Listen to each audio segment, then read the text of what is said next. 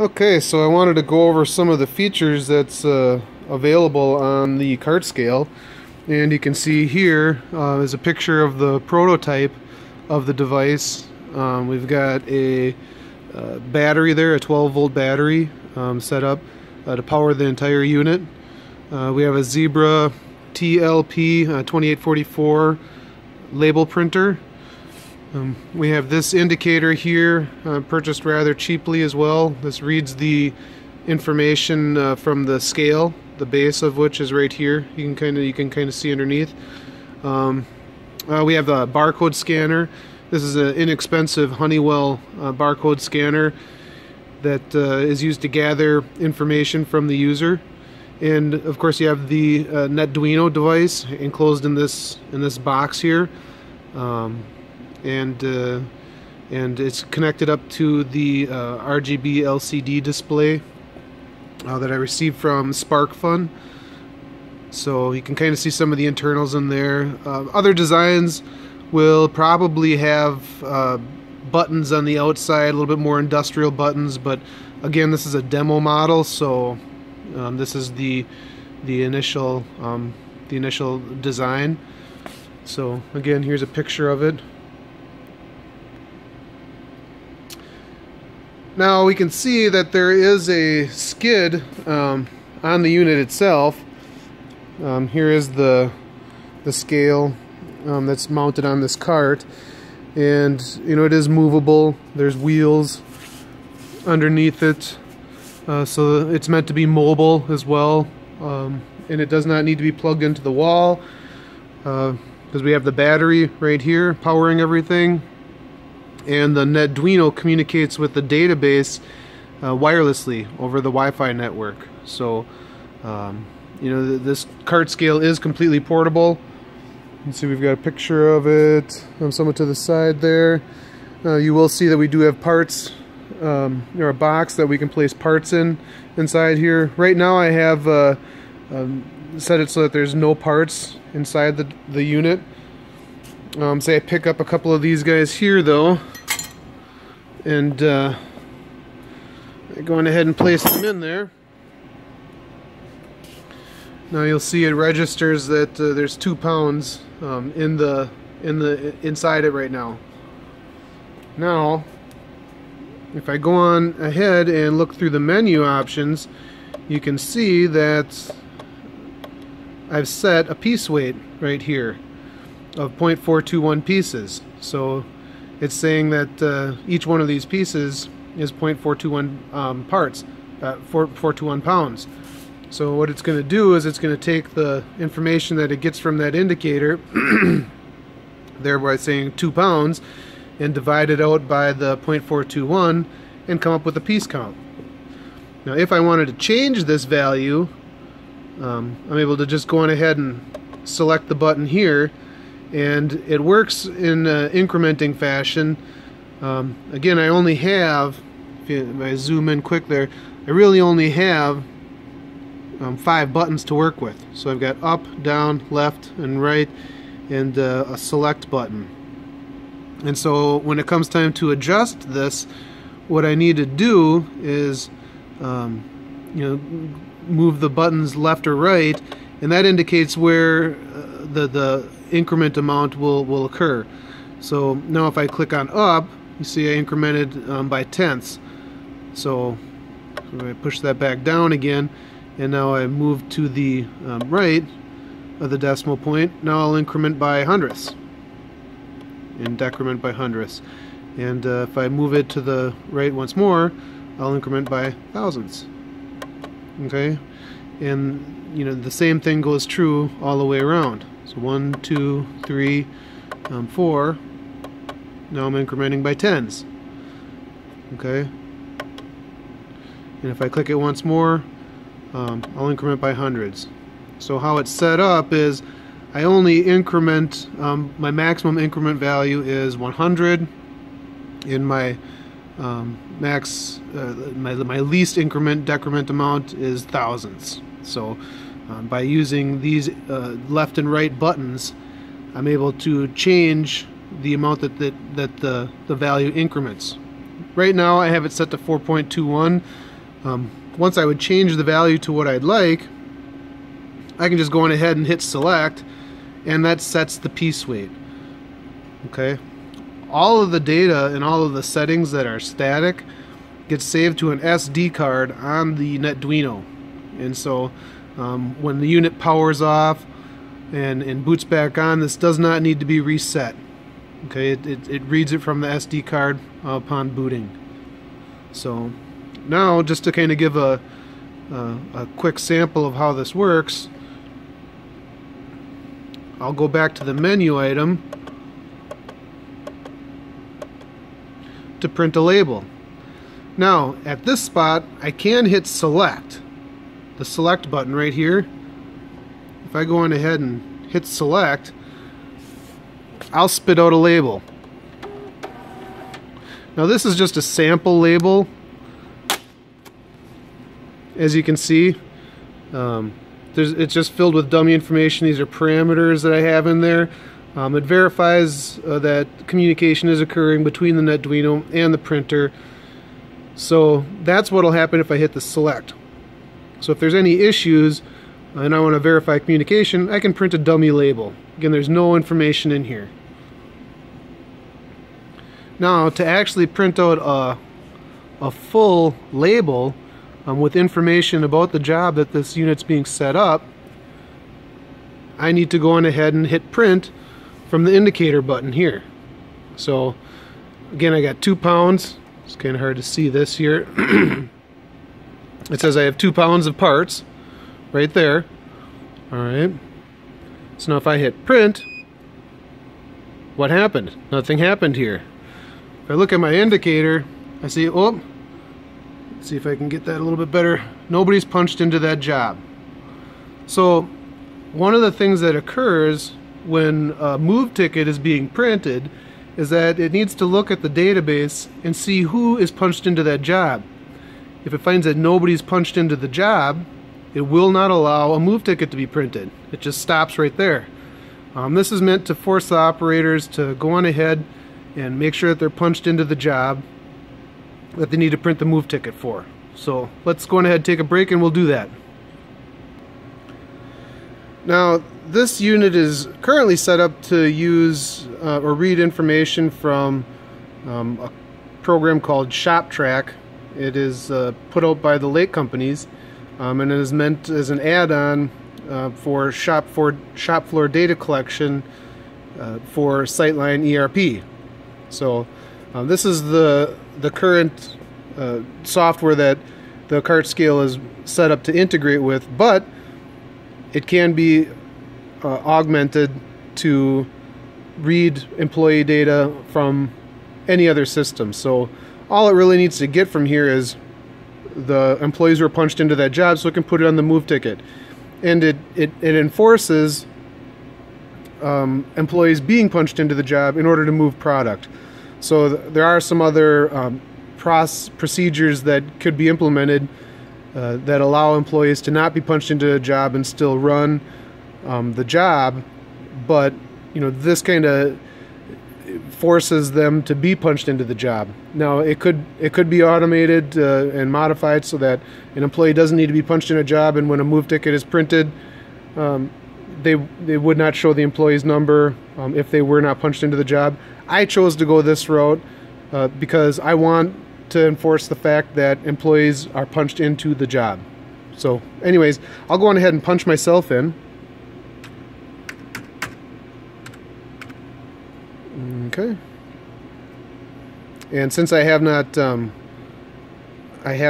punched in yet, it's going to first ask me to go on ahead and punch in for the day.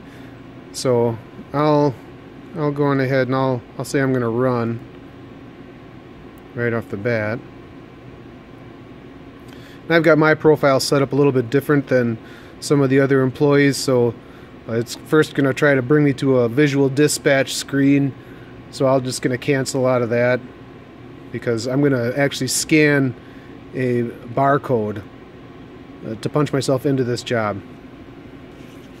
Alright, so I'm taking the scanner, and again this scanner here is the same scanner that I've got attached to the cart scale, so I don't need to get anything different. It's an Eclipse scanner, and I'll post, you know, the exact information on this stuff. It's a relatively inexpensive device. I believe these are between $60 or $100. I can't remember off the top of my head, but it's an inexpensive scanner, can be used all over. I didn't want to have a different scanner for each device. Right now it's set up to be in USB mode, but it does have a mode that can use it, switch it into serial, which is what I have for the cart scale. So I'm just going to go on ahead and scan the job that I want to go into on this. Okay, there's my job, and it's asking my operation. So I will change my operation and punch into that job. Okay, and now I'm done, so I'll click done, and we'll go back to the cart scale and try to print a move ticket this time. So here we are back at the cart scale, and you can see I still have that error on there. Nobody punched into that job. Now anytime there's an error on the screen, you know, it can be cleared just by moving one of these arrows. So, you know, clicking a different option will just clear out the error, and it'll function as normally, even if I didn't. So if I just went down here and hit print, it would print the move ticket, and then this error would come off of the screen. So here, why don't we try that? So I'll hit print. Okay. And there's that move ticket. Well, and I still have that error on here, so let's go ahead and clear that out.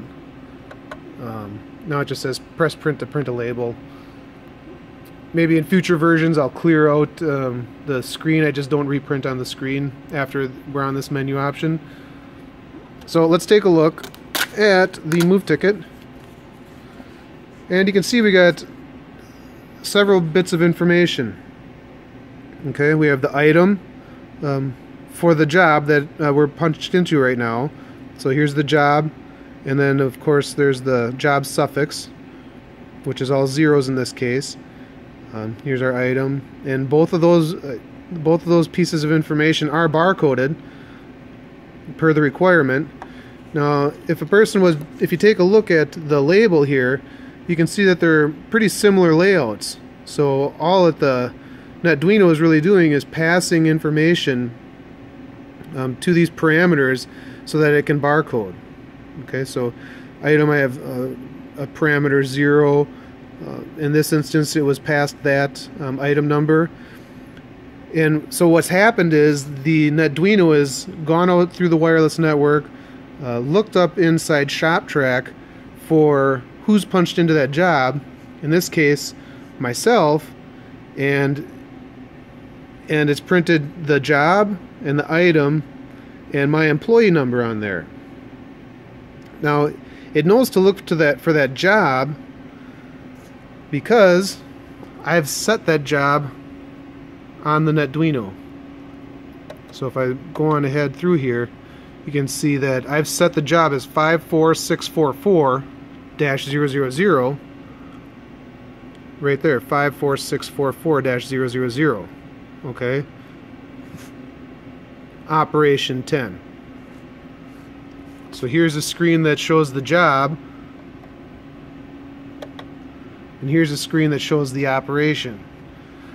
So by setting the job in operation here, when I hit the print button below, it travels through the wireless network, goes into ShopTrack, looks for any employee that's punched into job 54644 suffix 0 operation 10, and prints that employee's name onto the move ticket right here. It calculates the quantity of parts that are put in the bin. In this case it's saying 4, because we've set the piece weight as 421, And the value of parts inside here right now is actually 1, 2, 3, 4, 5. So we are 1 off. Now this scale is only meant for a degree of accuracy of 1 pound to 1/2 pound. And so this is acceptable. The nice thing about setting the piece weight inside here and using these thousandths place decimal is that if we had this scale, or if this carton was filled up with 1,000 pieces, it might only be off by 1 or 2 pieces on the piece count. So when we're talking about parts that weigh 0.421 pounds, it is acceptable if we're off by 1 or 2 parts.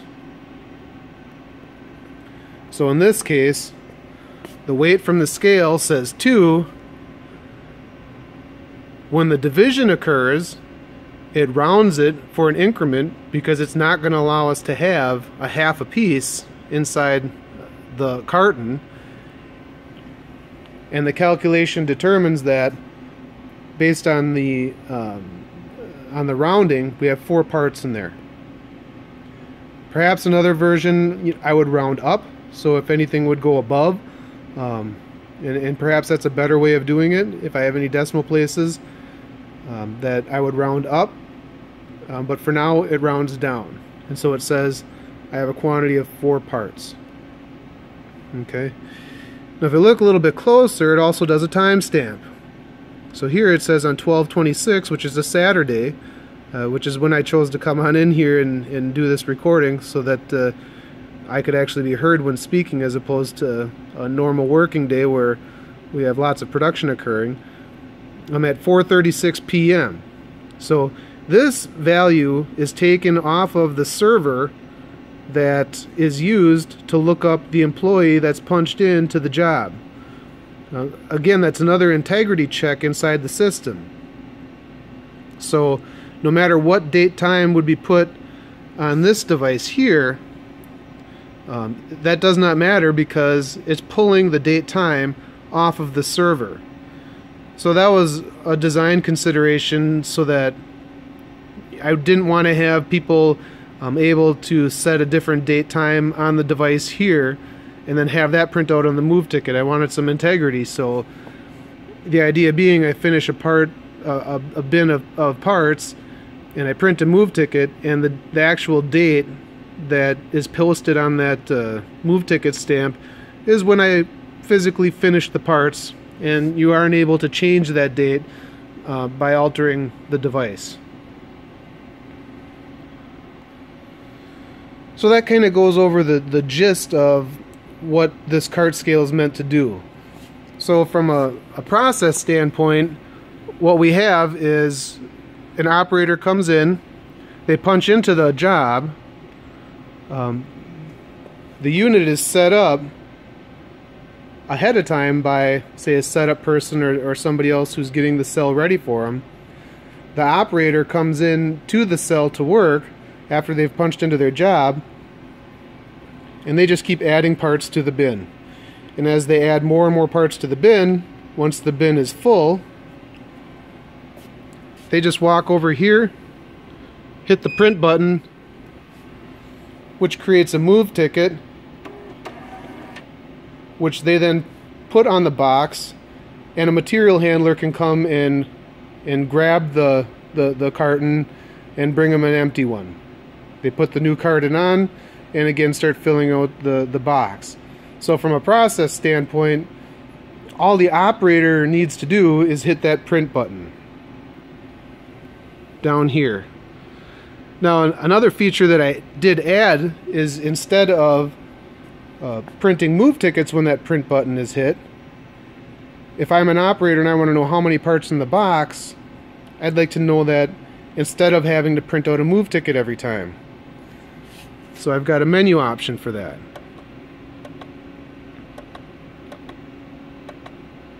So this is the option where we've been so far through this tutorial, and if you hit print right here, this is where we'll get a move ticket printed out. And it says it right there, to print a label.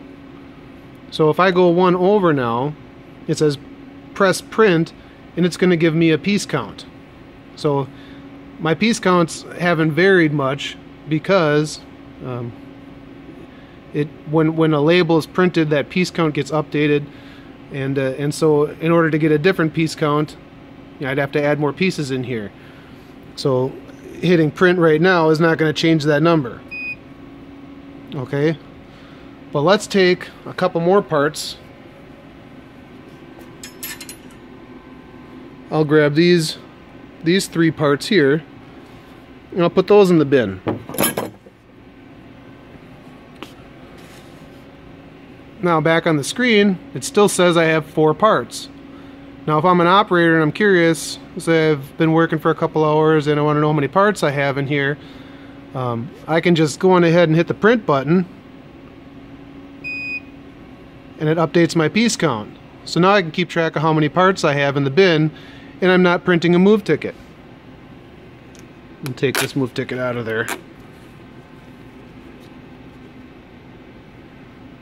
Okay, now when it comes time to print a move ticket, I just change my menu again. I hit the print button, and my new move ticket comes out. And this time it says the 7 parts.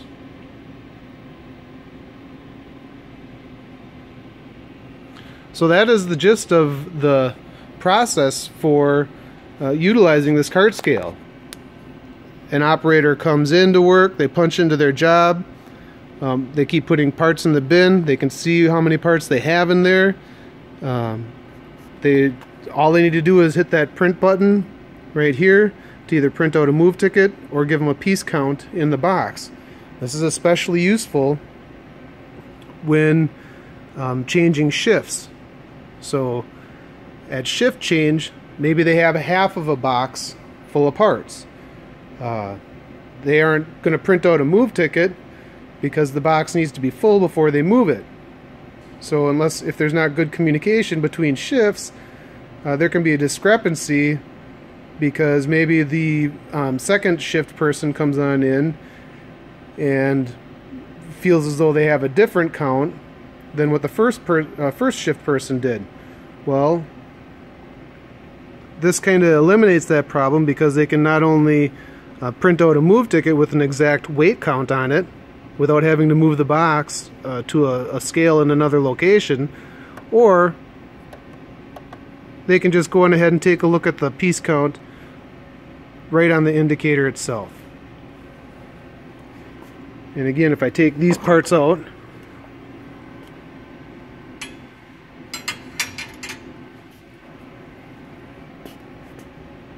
and it still says 7, so I'll go on ahead and click print. It moves back to 4 parts. So it can help aid some communication that occurs between shifts.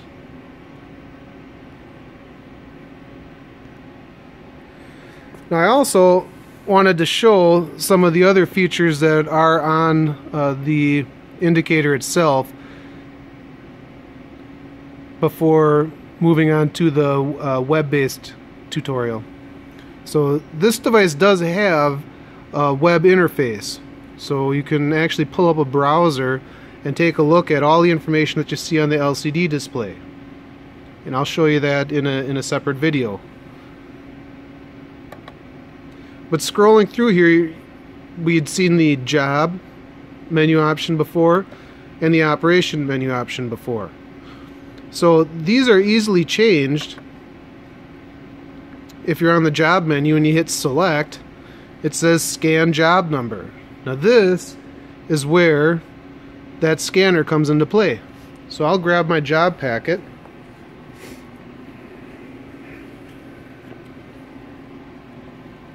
right here. Let's put this guy here. Now right now the job is set to 54644, and of course this is the job that we have, but I'll show you for demonstration purposes. What occurs when scanning this is that it scans and then updates the display and changes the menu options. So watch.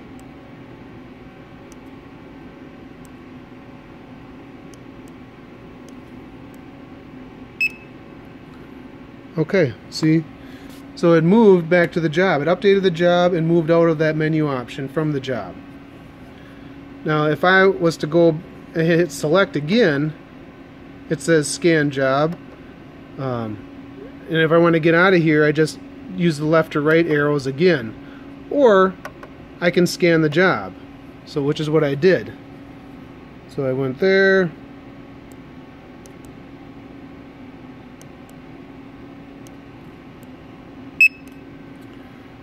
And exited that menu. The same thing happens for the operation. Okay, here's operation 10. I can just go into my job packet, scan it, it updates the display. Let's see that again. Hit select, it says scan operation. Scan my operation, the operation gets set. Now these settings are stored on the SD card as well. So once they're done, you don't need to reset up if you lose power or anything else. As soon as it boots, it reads it from the SD card and places it in memory. So a setup person, when using this device, would be the individual who could come on over and scan in their job and their operation, and it's pretty much set from there. The only other consideration that needs to be taken into place is adjusting the weight. So somebody would need to go on ahead and enter the correct piece weight in there as well. Now we did have an issue that occurred, so if we were to lose power on the device, say somebody didn't plug it in to charge or just left it on for a period of time, when they came on in, if you can see here, we have those 5 parts. When they came on in and turned the scale on,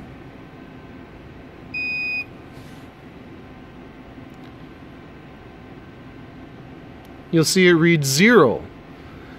So the only way, what happens is that when the scale is powered on, whatever weight is on there, it calls 0. So it basically calibrates every time it powers on. Now I know that I have 5 parts in here, okay? But if I was to print a move ticket at this point, well, let's just go ahead and take a piece count.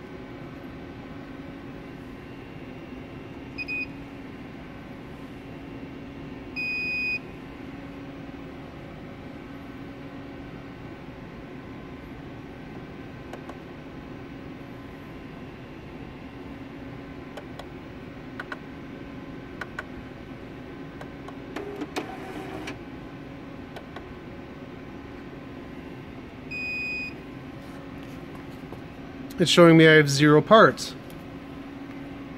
I know I have 5 in there. So I created this menu option called Net Weight Adjustment. So what this does is it allows you to put a positive or negative value to change the count of parts that are in the box. So in this case, I have 5 parts in the bin, and if I wanted those to be shown without taking the entire skid off of the scale and placing it back on, I would just need to go on ahead and calculate at 0.421 pounds per piece by 5 pieces. I would enter in that value in the net weight adjustment, and I could then print the appropriate piece count on my label. Okay, so let's go on ahead and, as a demonstration, show you how this works. So I've got my calculator here,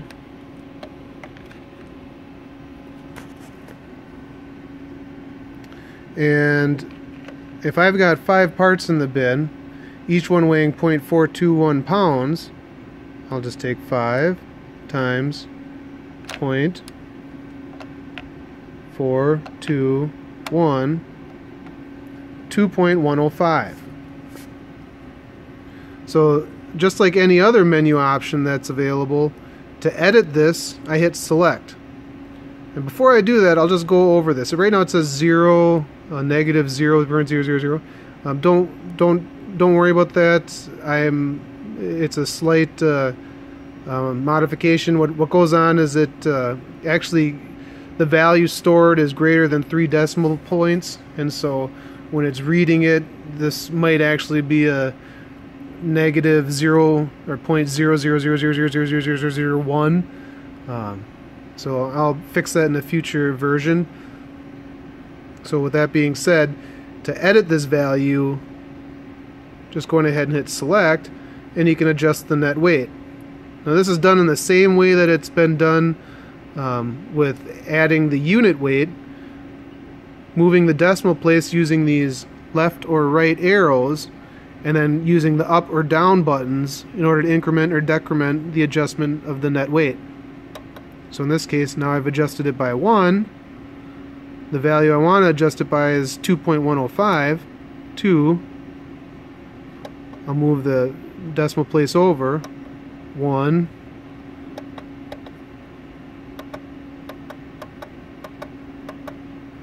$2.105. When I hit select now, it's going to go on ahead and store that value. Alright? Okay, so if I now navigate over to taking a look at the piece count, you can see I have listed as 4 parts in there. Now again, I have more than that inside here, but because of the rounding and the accuracy of the scale being at 1 pound, excuse that was the bell, being at 1 pound or a half a pound, this is an acceptable value. So it's showing me that I have 4.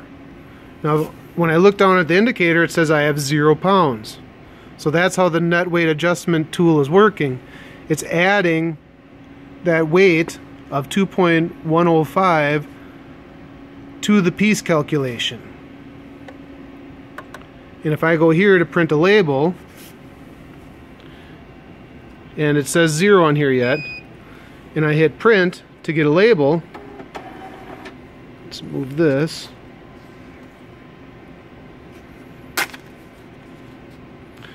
It's putting my piece count to 4.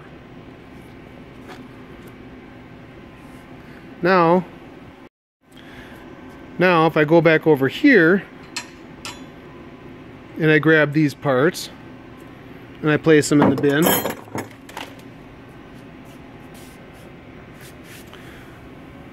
it added a pound onto there.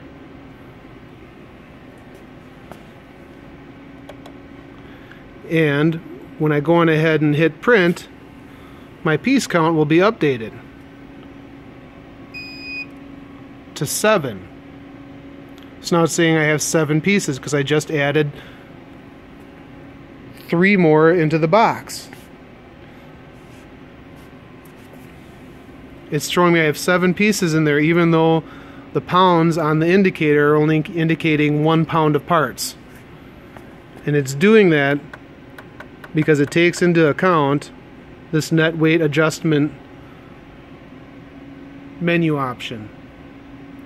That is how that's meant to work.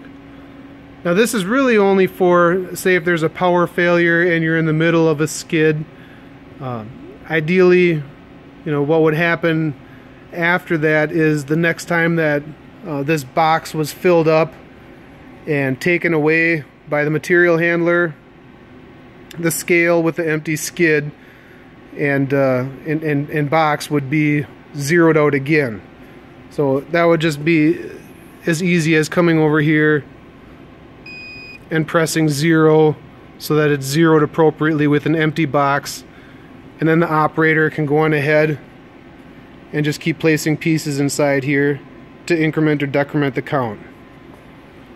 Of course, once the scale is zeroed appropriately to represent 0 parts in the bin, this net weight adjustment would need to be removed.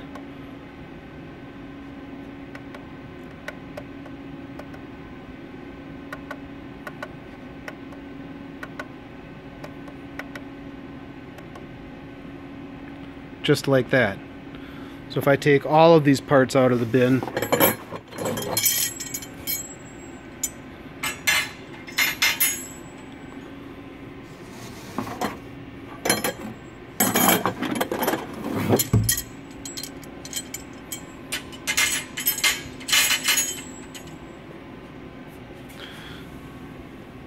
see I have a -3 parts or pounds.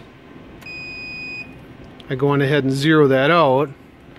My net weight adjustment is 0. Now if I add these back in,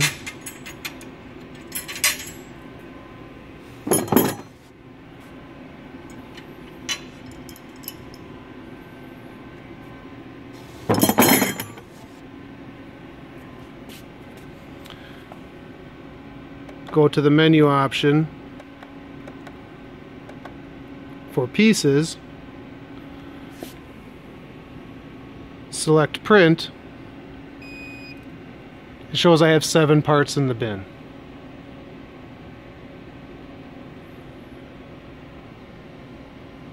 And of course, going to the other menu option to go on ahead and print my move ticket, I hit print, looks up who's punched into the job. Out comes my move ticket, and there's my 7 parts again, right there.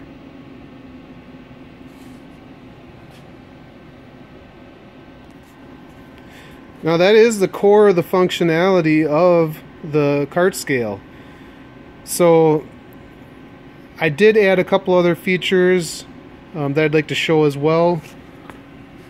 If you go on ahead and select through these menus, the menus will just keep repeating. So if you hit left or right, you know, they just kind of keep repeating. So here in job operation, I'm only hitting the right arrow button. Back forward, here's job operation again, piece weight, job operation again, and likewise the same will happen if I hit the left arrow button. Okay, so that's how these menus are meant to go. We went over the job, the piece count, printing a move ticket, reboot device. Now this is a menu option that basically just allows you to reboot the Netduino. So it's a little bit of a nicer restart.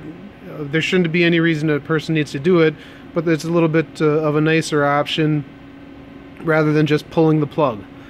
So if you hit select here, it gives a message saying goodbye, I'm rebooting, and it will restart and shows up on the press print for printing a label menu option by default. Okay, so that's the reboot device menu. The other one I wanted to show you before showing you the network info is the background color.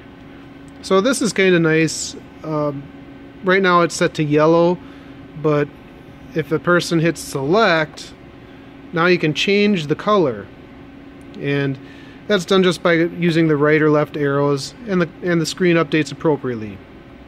So now the backlight color is green. There it goes to red.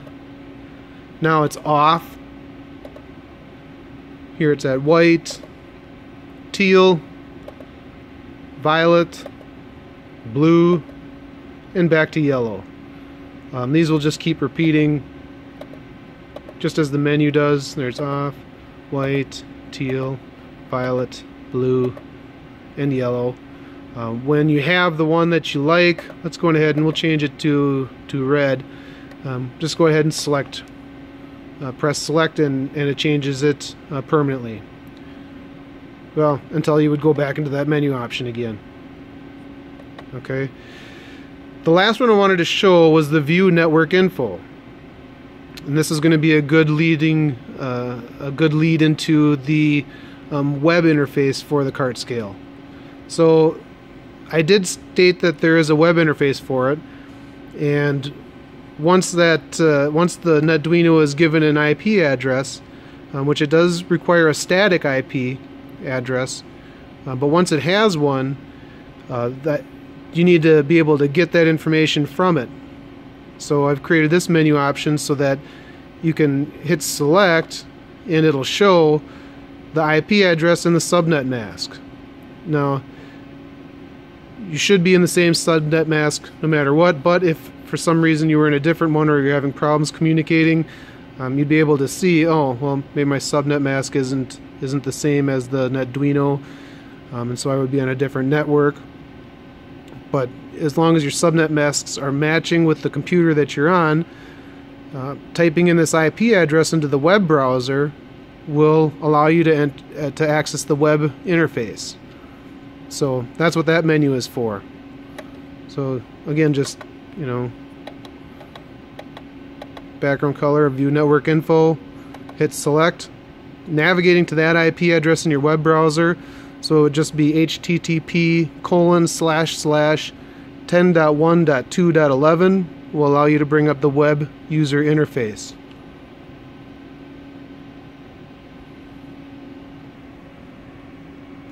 So that about concludes this tutorial. As features are released, I'll add them to my YouTube channel and document them. But as of now,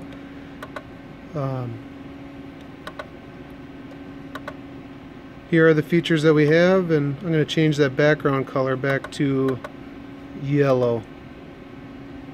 So if you are interested in this unit, feel free to go ahead and send me an email. Thank you very much.